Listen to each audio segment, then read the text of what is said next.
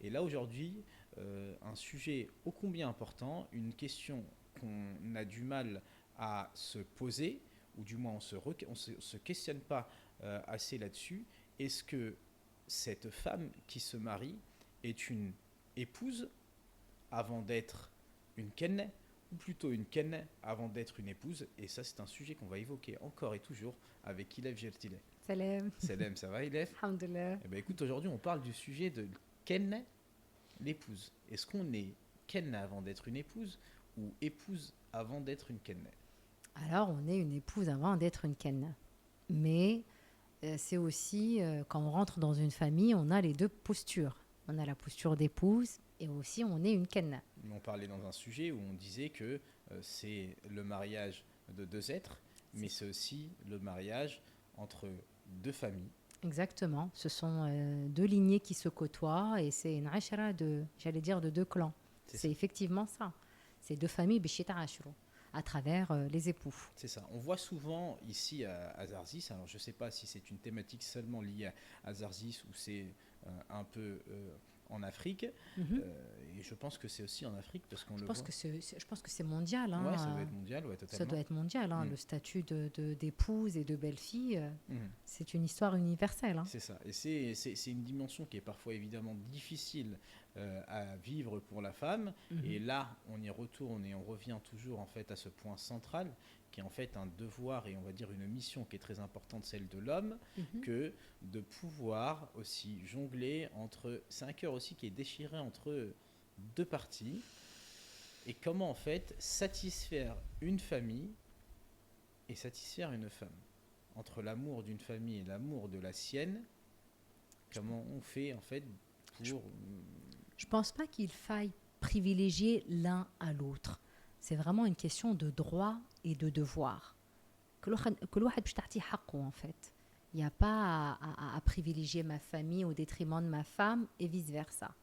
C'est vraiment quels sont les besoins de ma famille, quels sont les besoins de mon épouse. Et je vais essayer d'y répondre, bima yurdillah, tout simplement, C'est ça, sans privilégier l'un ou l'autre. c'est ça. Et donc finalement en fait quand on est une bonne épouse, on peut être aussi une bonne kenne, Oui. mais l'important, et donc on a à hiérarchiser en fait les rôles. Mhm. On parle dans le choix du partenaire où on peut se marier parce que la personne est belle, parce que la personne est de bonne lignée, mais on y a à s'imposer la priorité qui est celle de la religiosité. Tout à fait, Dans la exactement. relation entre la femme et l'homme, imposons-nous finalement en fait la priorité qui est en fait d'une relation saine et sereine entre un époux et une épouse. C'est ça. Quand on choisit la religion, justement, on sait qu'on sera amené à constituer un foyer. Donc c'est pour ça le prophète sallallahu alayhi wa sallam, il a dit construisez sur cette base, choisissez la religion. C'est ça. Mais elle peut être aussi bien être belle et riche, Ouais. mais ce critère-là est à Mm. privilégier. Et donc finalement, alors je vis une vie avec mon épouse, c'est un amour entre elle et moi, respect, plein de thématiques qui tournent autour, donc Mhm. prioriser notre vie à deux, mais aussi, ce qui n'empêche qu'il y a aussi ce rôle et ce devoir d'être une kenne.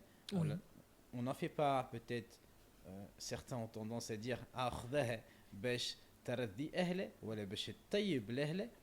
On a beaucoup en fait cette problématique et encore ces idées reçues et ces histoires qu'on nous conte qui sont sûrement aussi des réalités. Mm. Comment on fait pour avoir en fait ce juste milieu où moi je me marie avec une femme pour fonder un foyer entre elle et moi, mais aussi je n'ai pas une femme qui rentre dans un conflit.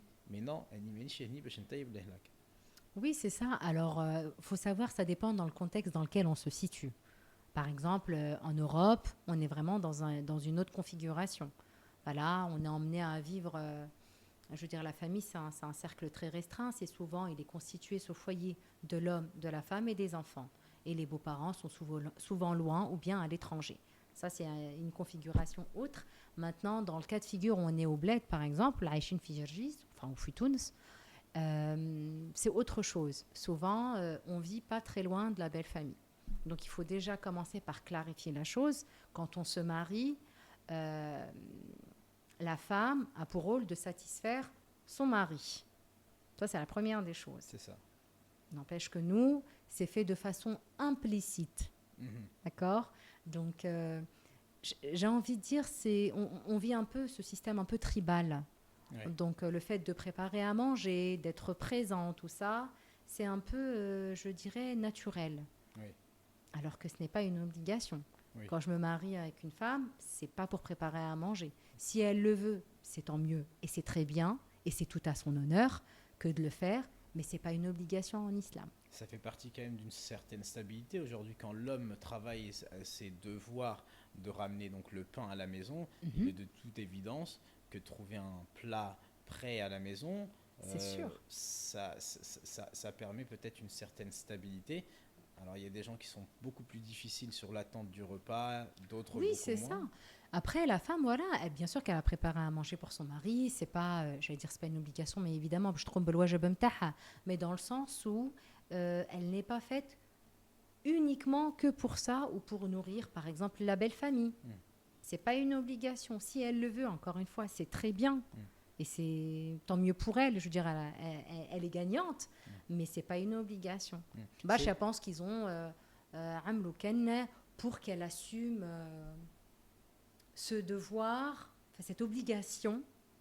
Mais c'est encore une fois fait, c'est comme si, comment dirais-je, comme la belle-mère, elle a connu ça, donc ça se transmet implicitement. Oui, on reproduit les choses. Alors évidemment, le truc, c'est que je pense qu'on devrait vivre les choses le plus simplement possible, comme une fille a tendance donc quand elle se quand elle le peut ou quand elle peut se le permettre, parce qu'on est quand même en 2025 où les femmes ont aussi en fait une vie professionnelle qui est chargée, C'est ça. et donc il va falloir aussi alléger. On parle de, je pense que la cuisine n'est pas quand même une mission, tu vois, qui est pas dégradante, mais genre, tu vois, qui est, alors, je pourrais pas dire pas difficile, mais genre en fait, t'as un acte très, si c'est un peu chronophage de devoir le faire tout le temps, mais ça peut se partager. Parfois même l'homme en fait peut participer à cette tâche-là. Et c'est même recommandé, hein, le Hmm. prophète sallallahu alayhi wa sallam, il était bien présent aux tâches ménagères. Je veux Oui. dire, il n'y a pas de honte à ce qu'un homme puisse participer, faire la vaisselle, ou aller sortir les poubelles, ou Hmm. aller... Alors pour le coup, tu vois, ce sujet-là de tâches dégradantes comme celle en fait d'aller faire la vaisselle ou bien d'aller faire nettoyer et tout, etc. Moi, je pense que quand on a un vrai amour et un vrai respect en fait de son partenaire, on ne peut pas en fait se projeter et se dire que c'est l'entièreté de cette tâche qui va lui être incombée quand on sait que finalement on ne veut pas en fait la faire nous-mêmes oui, parce que elle est chronophage et qu'on n'aime pas la tâche. Comment en fait on peut se dire ben, c'est pas grave, moi je l'impose quand même à l'autre. C'est un peu une forme de oui, c'est un peu... désamour. La femme, en fait, dans son rôle d'épouse, elle se sent obligée Mm. de faire toutes ces tâches qui lui incombent implicitement. Après, je veux dire, les hommes seront gagnants au change. S'ils sortent les poubelles et qu'ils fassent la vaisselle, بالعكس, ils vont gagner encore plus en amour de Oui. la part de leur femme. Mm. باش تعزهم davantage. Alors allez-y.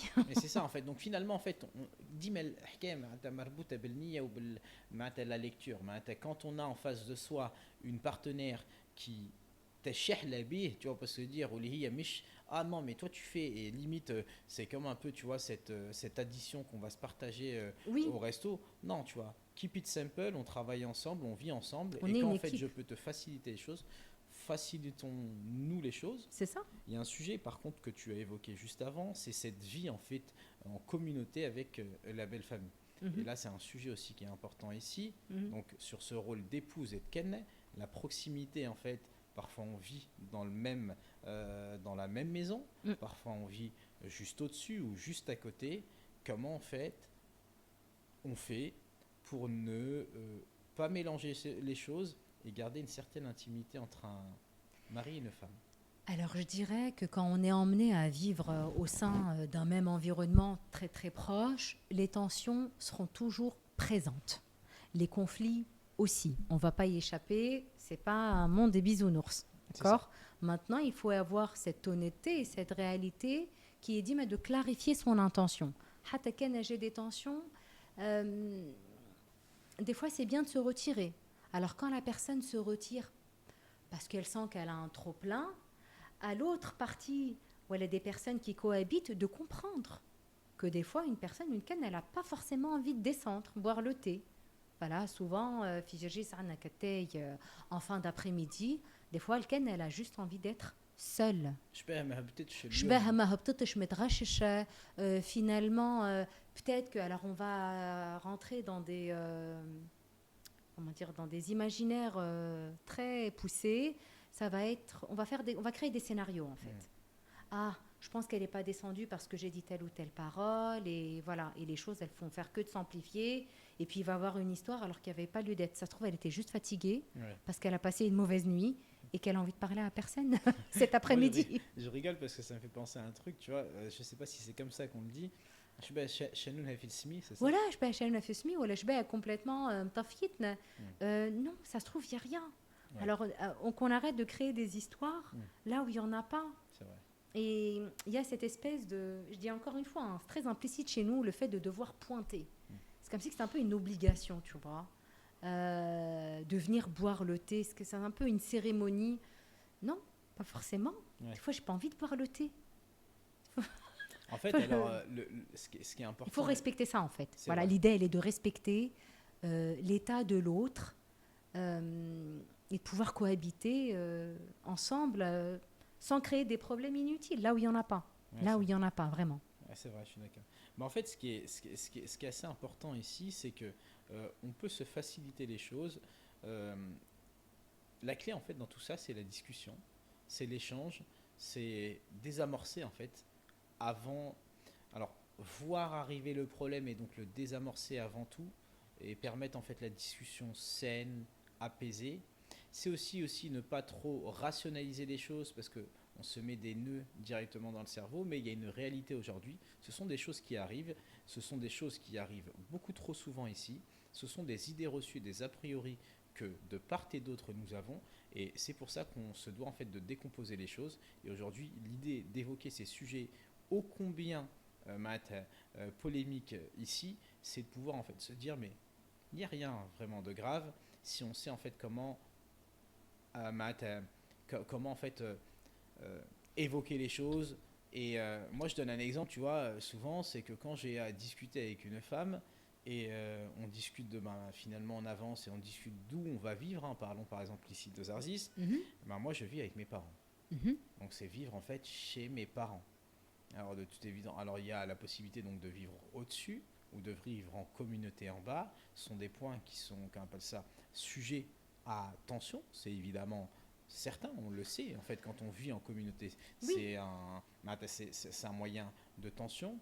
Et nous, en tant qu'hommes, parfois, quand on a à discuter de ce sujet et qu'on a en face de nous une femme qui parfois aussi, elle aussi, ne sait pas vraiment comment répondre pour ne pas blesser en fait le partenaire et ne pas finalement marquer un coup d'arrêt total à la relation, parce que si elle me dit ben non, moi je ne vis pas avec tes parents, je vais le prendre au mot comme ah, en fait elle a déjà le début d'un problème avec mes parents. Mais finalement c'est pas un problème. Non, c'est vraiment pas un problème. Il faut vraiment enlever cette posture de je suis en confrontation. Non, c'est juste que je ressens pas le besoin d'habiter au sein d'un même foyer, peut-être de m'éloigner un petit peu, et c'est pas une raison, quoi. Et pourquoi une Ça femme veut pas ne veut forcément dire que je n'aime pas tes parents ou quoi que ce soit. Non. Et pourquoi en fait une femme ne voudrait pas vivre en communauté avec sa belle famille? Je pense que avec le temps, et puis ça, je pense que c'est la vie qui a fait que il y a ce système un peu à l'occidental où le système tribal a tendance à, comment dirais-je, à exploser. Hein. Voilà, on vit plus comme nos parents ont vécu, par exemple. Certains. Et c'est pas, il y a rien de bien ou de mal là-dedans. C'est juste que la configuration actuelle de la famille, elle est telle qu'elle. Oui. Il n'y a rien de bien ou de mauvais là-dedans. C'est juste comment j'opère avec tout ça. Et on y voit quoi de bien en fait à se dire non, je veux vivre en fait. Moi alors si j'ai à répondre, c'est que je pense que la femme veut préserver l'intimité du couple. Est-ce vrai? Oui, ça peut être vrai. Bach, elle te dit, moi je préfère vivre en intimité avec mon mari parce que c'est aussi une forme de construction. Le fait de se détacher des parents, parce que les parents, il faut partir du principe qu'ils veulent toujours bien faire. Ils veulent toujours ou leurs enfants, ils veulent toujours au maximum, mais des fois, malheureusement, c'est pas leur rendre service. Ouais. À trop vouloir les aider, on finit par de l'assistanat. Ouais. Et Et au-delà de c'est un ça, peu, voilà. Et au-delà de ça, il y aura cette espèce de forme d'intrusion, euh, sans qu'elle soit consciente, hein, oui, de vouloir aider en permanence, comme je te dis, et c'est pas rendre service. Alors la femme, peut-être, elle voit ça de loin en se disant, non, moi j'ai envie de construire ma vie avec mon époux seul, de faire nos erreurs ensemble, de tomber ensemble s'il le faut, de se relever ensemble. Et ça te forge. c'est vrai. Parce qu'il y a toujours comment dire, cet éloignement, mais dans le bon sens du terme. Mhm. Mais je peux toujours continuer, bien sûr, à vivre Silt al-Rahim et en voyant mes parents chaque jour s'il le faut. L'un n'empêche pas l'autre. C'est vrai. Et donc là, finalement, on est sur une dimension où on parle de toxicité, D'intrusion. d'intrusion, d'un climat en fait toxique. Et là, pour le coup, alors c'est vraiment le sujet d'une belle famille, la belle famille, donc vision du côté de la femme, parce qu'elle vit en fait chez les parents du mari. La toxicité n'est parfois pas en fait intentionnelle, c'est-à-dire qu'une belle-mère n'a pas d'intention au début en fait de découdre le mariage de son fils au lendemain de leur mariage. Je pense pas en fait, ça doit être rare en tout cas ces profils où ils se disent bon ben le lendemain, dès le lendemain en fait du mariage, je veux découdre en fait ce qui s'est construit sur plusieurs mois, plusieurs années, on ne sait en tout cas. Mais c'est peut-être une posture qui est différente, c'est une façon de voir les choses qui est différente et c'est un peu de l'aile de la belle-mère. Ouais, de l'aile, et des fois c'est fait avec beaucoup de maladresse, mais sans mauvaise intention. C'est ça. Donc c'est aussi, j'ai envie de dire, le rôle de laquelle, de prendre ça avec beaucoup de hauteur en se disant, écoute, c'est son fils, je vais essayer d'opérer de la meilleure des façons, voilà, dans le respect, dis mais la bienveillance. Alors, C'est ça. c'est avec ça qu'on construit. C'est ça. Et donc finalement, pour essayer de maintenir le mariage, le maintenir dans le temps, essayons de juger les autres plutôt que sur leurs actions pour le coup ici, pour pouvoir en fait faire que votre mariage perdure et surtout au début en fait, hein, jugeons-les sur l'intention plutôt que sur les actes. Parfois l'intention est bonne et l'acte Et est maladroit, maladroit. ouais, c'est ça. Et ربي يوفقهم. Inch'Allah, الجميع. Ah, on se dit à très bientôt dans احنا نو حكاية عشان حكاية avec عشان. كيف جرتي. À bientôt. Merci. Salam alaikum. Salam.